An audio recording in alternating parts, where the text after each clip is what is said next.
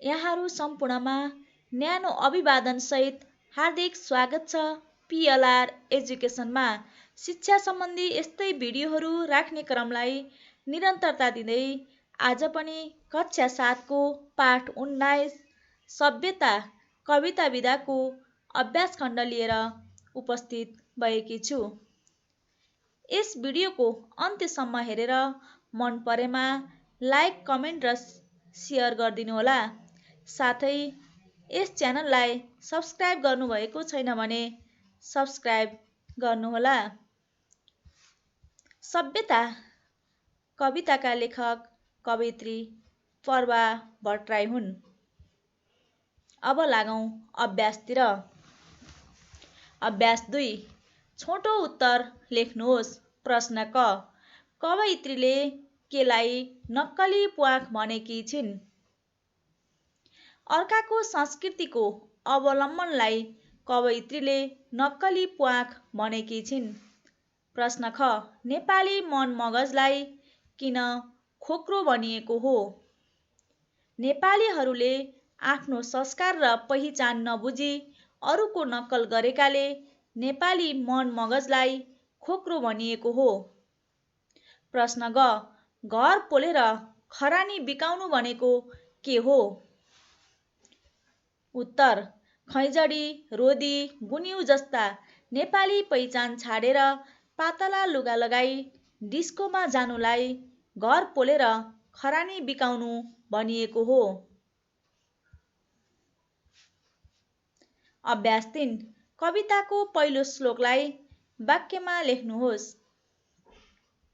हाम्रो सभ्य संसार किन यति फितलो भो? आफ्नै नराम्रो भएर पर्छन् किन राम्रा लागेका हुन्? नक्कली प्वाख जोडी अब कति दिन उड्ने?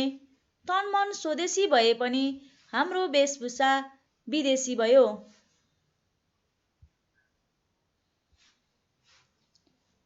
अभ्यास 4, भाव विस्तार गर्नुहोस्। चहल पहल नौलो सभ्यताले बढायो, समय जति त खाने लाउनेमै बितायो। मन मगज छ खोक्रो, बाहिरी भव्य बोक्रो, मलिन छ ऋषि बाणी, धर्म संस्कार थोत्रो। प्रस्तुत अंश कवयित्री प्रभा भट्टराईद्वारा रचित सभ्यता शीर्षक कविताबाट लिएको हो। यसमा सभ्यताका विकासका नाममा धर्म संस्कार बिर्सिएको कुरा वर्णन गर्न खोजिएको छ। सभ्यताका विकासका नाममा धर्म संस्कार बिर्सिएको कुरा वर्णन गर्न खोजिएको छ। सभ्यताको विकाससँगै मानिसहरूको चहल पहल बढेको छ। यही चहल पहलमा भुलेर मानिसले आफ्नो जीवनको उर्वर समय खाने र लाउने काममै बिताएको छ।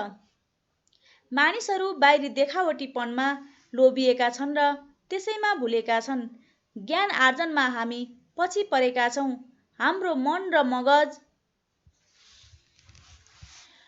खोक्रो भइसकेको छ, तर बाहिरी रूपमा हामी बलाद्मी बन्न चाहन्छौँ। हामीले हाम्रो परिचयका रूपमा रहेका ऋषिहरूका विचार भुलिसक्यौँ। हाम्रो धर्म पुरानो ठान्यौँ र थोत्रो भएको सम्झी अरू नै धर्म र संस्कृतिको नक्कल गर्न थाल्यौँ। यसबाट हाम्रो पहिचान नै गुम्न सक्छ। यसर्थ सभ्यताको विकास भयो भन्दैमा हामीले हाम्रो पहिचान, धर्म, संस्कृति, परम्परा भुल्नु हुँदैन।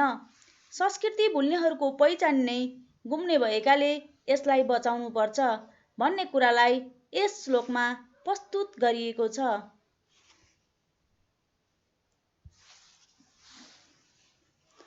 अभ्यास 5, सभ्यता कविताको सन्देश के हो? 5 वाक्यमा लेख्नुहोस्। सभ्यता कविताको मूल सन्देश सभ्यता विकासका नाममा हामीले संस्कृति भुल्नु हुँदैन भन्ने हो। हामीले विदेशी वेशभूषाको नक्कल गरी आफूलाई नराम्रो र पराईलाई राम्रो ठान्नु हुँदैन। रोदी, खैँजडी, गुन्यु, भोटो जस्ता पहिचान छाडेर डिस्कोमा रमाउनु हुँदैन। सभ्यताको चहल पहलमा भुली खान र लाउनमै समय बिताएर र सो पहिचान स्वरूप ऋषिका विचार र धर्म संस्कार बिर्सेर मन र मगजलाई खोक्रो पारी बाहिरी रूपमा बलाद्मी बन्नु हुँदैन। गर्मीमा कोट प्यान्ट लगाएर र जाडामा पातला लुगा लगाएर समयसँगै नहिँडे आफूलाई गवार ठान्ने हाम्रो आयातित विचारलाई सभ्यता ठान्ने हो भने हामीले अब त्यसप्रति सोच्ने बेला आएको छ।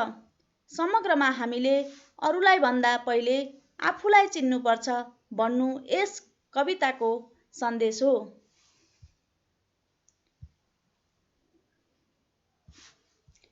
शब्द भण्डार अभ्यास 6। तलका शब्दको विपरीतार्थी शब्द लेख्नुहोस्। स्वदेशी, विदेशी, परपर, ओरओर, हरायो, भेट्टायो, थोत्रो, नयाँ, पातलो, बाक्लो। अभ्यास 7। तलका शब्दका दुई दुईवटा पर्यायवाची शब्द लेख्नुहोस्।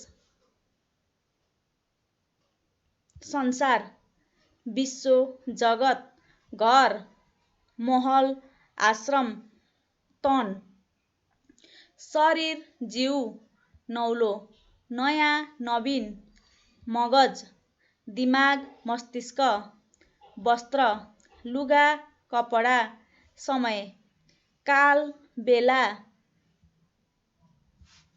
अभ्यास 8। कोष्टकका शब्दको विपरीतार्थी शब्द राखेर खाली ठाउँ भर्नुहोस्। परदेशमा रहँदा डटडटको सम्झना धेरै हुन्छ। पर्जन, विपरीतार्थी शब्द। स्वजनको सम्झना धेरै हुन्छ। बुझ्नेहरू बोक्रो फालेर डटडट लिन्छन्, गुदी लिन्छन्।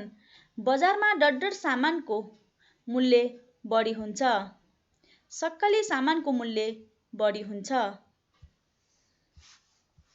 अभ्यास 9। शब्द छानेर खाली ठाउँ भर्नुहोस्। घरमा राम्रो डटडट पाएको व्यक्तिको व्यवहार शिष्ट हुन्छ। संस्कृति, संस्कार, सन्देश। राम्रो संस्कार पाएको व्यक्तिको व्यवहार शिष्ट हुन्छ। आज तिम्रो अनुहार किन डटडट देखिन्छ? मैलो, मैल भरिएको, मलिन। आज तिम्रो अनुहार किन मलिन देखिन्छ? संवादमा उनको प्रस्तुति डटडट थियो। आकर्षण, भव्य, सौन्दर्य, भव्य थियो।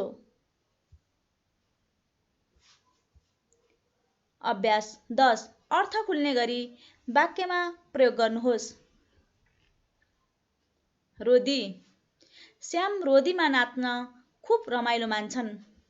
खैजडी, मेरो बाबाले भजनमा खैजडी बजाउनुहुन्छ। खोटो, हामी सल्लाहबाट खोटो जम्मा गर्छौं। सभ्यता, सभ्य मानिसहरूले सभ्यताको विकास गर्छन्। कमाल, सर्कसमा चटकेले कमाल देखायो। अभ्यास 11। निथ्रुक्क जस्तै 3वटा अनुकरणात्मक शब्द सम्झिएर लेख्नुहोस्। कुक्रुक्क, थ्याच्च, प्याच्च। अभ्यास 14। पाठबाट ब बोलेर ओ लेखिने, ब बोलेर ब लेखिने, ओ बोलेर ओ न लेखिने शब्दहरू खोजेर लेख्नुहोस्। ब बोलेर ओ लेखिने, विदेशी, बाढी, वस्त्रजाल। ब बोलेर ब लेखिने, अब, बिकायो, बढायो, बितायो, बाहिरी, बोक्रो। ओ बोलेर ओ लेखिने, प्वाँख, स्वदेशी, वेशभूषा, गवार, वेशभूषा, गवार। कार्यमूलक व्याकरण अभ्यास 15। कविताका चारै श्लोकबाट सबै विशेषण शब्द टिपेर कुनै 3 विशेषण शब्दलाई वाक्यमा प्रयोग गर्नुहोस्। फितलो, सभ्य, राम्रा, नराम्रो, नक्कली, स्वदेशी, विदेशी, खोटो, रसमय, थोत्रो, पातलो, पाखे। सभ्य, हामीले सभ्य समाजको निर्माण गर्नुपर्छ। नराम्रो, हामीले आजैदेखि नराम्रो बानीलाई छोड्नुपर्छ। स्वदेशी, हामीले स्वदेशी उत्पादनको प्रयोगमा जोड दिनुपर्छ।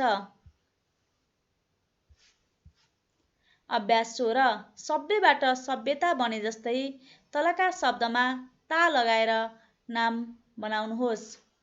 मित्र प्लस ता मित्रता, शत्रु प्लस ता शत्रुता, दास प्लस ता दासता, कवि प्लस ता कविता, मूर्ख प्लस ता मूर्खता, विशेष प्लस ता विशेषता, सुन्दर प्लस ता सुन्दरता, नवीन प्लस ता नवीनता।